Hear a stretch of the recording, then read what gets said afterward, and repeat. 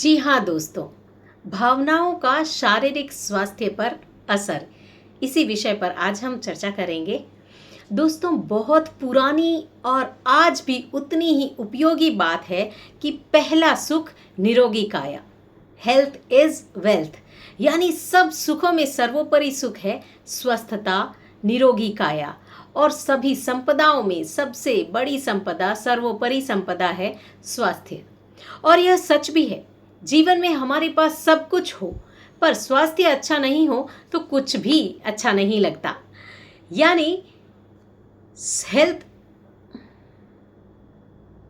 और किसी भी संपदा यानी वेल्थ का भोग भी हम नहीं कर पाते हैं। सोचिए, अगर हमारा सर दर्द हो रहा हो और बहुत ज़ोरों से हो रहा हो, उसी वक्त हमें कोई आकर बेशकीमती तोहफा दे जो हमें बहुत बहुत पसंद था और बहुत दिनों से हमें उसकी चाहत भी थी, तो क्या ऐसे वक्त में जब हमारा सर दर्द से फटे जा रहा है, हमारा मन होगा कि हम उस गिफ्ट को, उस तोहफे को खोल कर देख लें? लेकिन चूंकि हमारा बहुत ज़्यादा मन था, इसलिए हो सकता है हम एक पल के लिए उसे खोल कर देख लें, पर बहुत देर तक हम उसे इंजॉय नहीं कर पाएंगे क्योंकि उस वक्त हमारा सर दर्द हो रहा है। पिछले कुछ सालों में मानवीय संस्कृति में तेजी से बदलाव आए हैं। मानव ने तेजी से प्रगति भी की है सभी क्षेत्रों में। उतनी ही तेजी से हमारे स्वास्थ्य में गिरावट भी आई है। जैसे जैसे और जितना ज़्यादा हम पदार्थवादी बनते जा रहे हैं, वैसे वैसे और उतना उतना हमारे स्वास्थ्य में गिरावट देखी जा रही है। और आज हर दूसरा व्यक्ति ये कहता है, मैं स्वस्थ नहीं हूँ। और एक खास बात आज के दौर में देखी जा सकती है, हमारे आसपास ही हमें ऐसे लोग मिल जाएंगे अक्सर ये कहते हुए कि मैंने टेस्टिंग्स सारी करवा ली, रिपोर्ट्स आर नॉर्मल, तो भी मैं स्वस्थ क्यों नहीं हूँ? मुझे क्या प्रॉब्लम है? मुझे प्रॉब्लम है, पर टेस्टिंग्स में भी वो प्रॉब्लम नहीं आ रही है। इस तरह की शिकायतें आपको अपने आसपास ज़रूर देखने को मिलेगी। और अगर आपने ऐसा सुना या आपके आसपास या आप स्वयं ऐसे ही सिचुएशन से गुजर रहे हैं, तो आज का वीडियो आपके लिए है। ऐसी अस्वस्थता क्यों होती है? इस अस्वस्थता में मन और भावों की बहुत बड़ी भूमिका होती है। दोस्तों, बीमारियां दो तरह की होती है। फिजिकल जो हमारे हेल्थ चैलेंजेस है वो दो तरह के होते हैं। एक वो जो बाहरी वातावरण के कारण हम बीमार होते हैं, जैसे कि हमें मच्छर ने काटा, हमें डेंगू हो गया, मलेरिया हो गया, जिस मच्छर ने काटा वैसी बीमारी हो गई। अशुद्ध पानी पिया तो पेट में इन्फेक्शन हो गया, अशुद्ध खाना खाया तो फूड पॉइजनिंग हो गई। इन्हें सोमैटिक डिजीजेस यानी कि शारीरिक बीमारियां कही जाती है, जो शरीर से, बाहर के वातावरण से शरीर में आती है। So they are called somatic diseases. तो अब कुछ बीमारियां ऐसी होती है जो हमारे अंदर जन्म लेती है और उनके जन्म लेने का कारण बनता है हमारे भाव। जी हाँ, हमारे भावों के कारण कई बीमारियां हमारे शरीर में, हमारे अंगों को प्रभावित करने लगती है और हम कई बीमारियों के शिकार हो जाते हैं।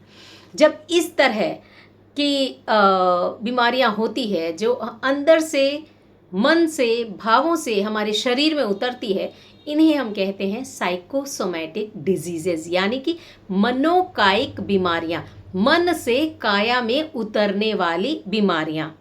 आई होप ये मनोकायिक शब्द और साइकोसोमैटिक शब्द आपके लिए क्लियर हो गया है कि जो बीमारियां मन से उत्पन्न होती है, जिसका मूल कॉज, रूट कॉज मन है, मन और भावों से जो बीमारियां उत्पन्न होती है और शरीर में बीमारी के रूप में प्रवेश करती है, उन्हें हम कहते हैं साइकोसोमैटिक डिजीजेस।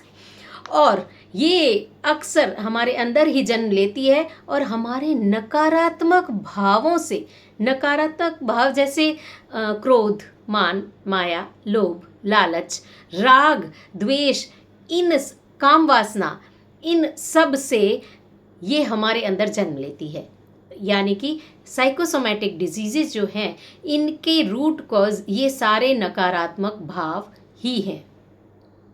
यानी कि इन भावों की इंटेंस, वैसे तो ये भाव हर इंसान में रहते हैं, क्योंकि अगर हमारे अंदर के ये राग, द्वेष, लालच, लोभ, मान, माया पूरी तरह से ख़त्म हो जाए तो हम वीतरागी बन जाएंगे। लेकिन जिन कुछ लोग ऐसे होते हैं जिनमें इनकी इंटेंसिटी यानी कि इनकी तीव्रता बहुत अधिक होती है, नॉर्मल से बहुत ज़्यादा होती है, और वो उनके कंट्रोल में आ जाते हैं। मतलब हम हमारे मन के कंट्रोल में आ जाते हैं। हमारी वो भाव इतना प्रगाढ़ होता है कि जब वो भाव उत्पन्न होता है तो हम अपना संयम, विवेक खो देते हैं, और हमें उस भाव की भावनाओं में हमें बहकर ऐसे काम कर लेने पड़ते हैं। तो ऐसी जब इंटेंसिटी, हाई इंटेंसिटी हो जाती है किसी भाव की, तब हमारे शरीर में बीमारियों का जन्म होता है, और वो बहुत समय तक, लंबे समय तक अगर बनी रहे तो हमारे शरीर में क्रॉनिक डिजीजेज यानी कि बहुत पुरानी और बड़ी बीमारियों का रूप भी वो ले लेती हैं। हम डिस्कस करेंगे इस बारे में कि किस भाव से किस तरह की बीमारियां हमारे शरीर में होती है। But before that let me clear this कि ये होता कैसे है, कि हमारे अंदर जब ये भाव उत्पन्न होते हैं, कोई भी भाव, अच्छा या बुरा कोई भी भाव, तब जिस तरह के भावों में हम रहते हैं उसी भावों से रिलेटेड कुछ रसायन यानी कि हार्मोन्स हमारी बॉडी सीक्रेट करती है। कुछ एक हार्मोन्स तो आपने सुने ही होंगे, डोपामाइन, ऑक्सीटोसिन, इस तरह के, इन्हें हैप्पी हार्मोन्स कहा जाता है। जिस तरह जब हम खुश होते हैं, जब हम किसी को गले लगाते हैं, कोई हमें हमारा प्यारा मिलता है, या हम अपने दोस्तों के साथ बहुत खुश होते हैं, जब भी किसी भी कारण से हम खुश होते हैं तो हमारा शरीर ये सब हार्मोन्स रिलीज करता है। इसी तरह जब हम दुखी होते हैं, जब हम द्वेष में आते हैं, गुस्से में आते हैं, जब हमारे अंदर लालच का भाव बहुत बढ़ने लगता है, जब हमारे अंदर काम वासना बहुत ज़्यादा हो जाती है, तब इस तरह के नकारात्मक भावों के लिए भी हमारा शरीर एक प्रकार का रसायन यानी हार्मोन सीक्रेट करता है। जी हाँ, बिल्कुल आपने सही सुना, हमारे नकारात्मक भावों के लिए भी हमारा शरीर हार्मोन्स सीक्रेट करता है। वैसे तो आज के वैज्ञानिकों ने हमारे शरीर में करीब करीब 50 हार्मोन्स की खोज कर ली है, पर ये अभी खोज पूरी नहीं हुई है। भगवान महावीर ने 2600 साल पहले ये एक बात कही थी कि शरीर में जितने भाव हैं उतने ही रसायन हैं, यानी कि जितने तरह के भावों के परमुटेशन एंड कॉम्बिनेशन होते हैं उतने ही अलग अलग तरह के हमारे शरीर में हार्मोन्स सीक्रेट होते हैं, जो अभी तक विज्ञान को खोजना जिसे बाकी है। लेकिन ये सच है, हमारे यही भाव हमारे शरीर में अगर लंबे समय तक रेगुलरली या आफ्टर अ सर्टन इंटरवल अगर हमेशा ये उत्पन्न होते रहते हैं तो ये हमारे शरीर में एक बीमारी को जन्म दे देते हैं। जी हाँ, और इन्हीं तरह की बीमारियों को हम कहते हैं मनोकायिक बीमारियाँ, साइकोसोमैटिक डिजीजेस। यानी भाव यानी इमोशंस, हमें किसी भी परिस्थिति में एक तरह के भाव आते हैं ऐसा भी ज़रूरी नहीं है। कुछ सिचुएशंस लाइफ में ऐसी होती है जब हमें दुख भी हो रहा होता है, हमें गुस्सा भी आ रहा होता है। कई बार ऐसा होता है हमें हंसी भी आ रही है पर हमें गुस्सा भी आ रहा है।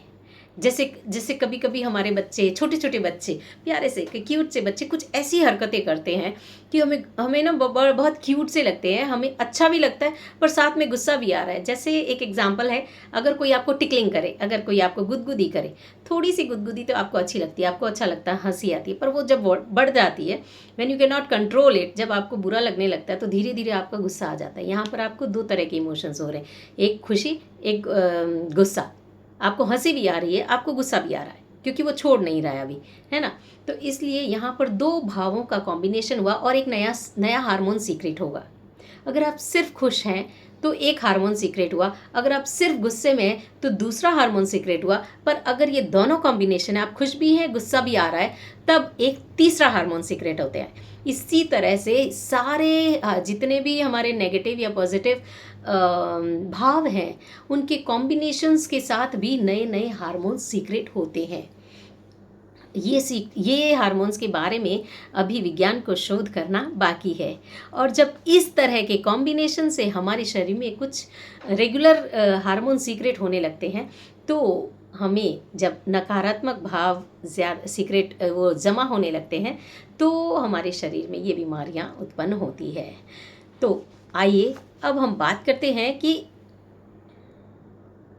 सारांश में अगर हम देखें तो हर मनुष्य की एक विशेष प्रकृति, एक विशेष टाइप का उसका नेचर और उसका एटीट्यूड होता है, जो कि उसके जिसके कारण बहुत हो सकते हैं। उसकी सराउंडिंग्स यानी कि उसके आसपास का वातावरण, वो किस तरह से उसका पालन पोषण हुआ है, किस तरह की नर्चरिंग उसको मिली है, किस तरह की एजुकेशन उसकी है, किस तरह की संगत उसकी है, इन्हीं सब, और किस तरह का जीवन उसको किस तरह के अनुभव दे रहा है, जिंदगी उसके साथ किस तरह के परिस्थितियां उसके सामने लाकर रख रही है। इन सभी चीज़ों को मिलाकर एक इंसान अपनी ज़िंदगी में अपने अनुभव बनाता है।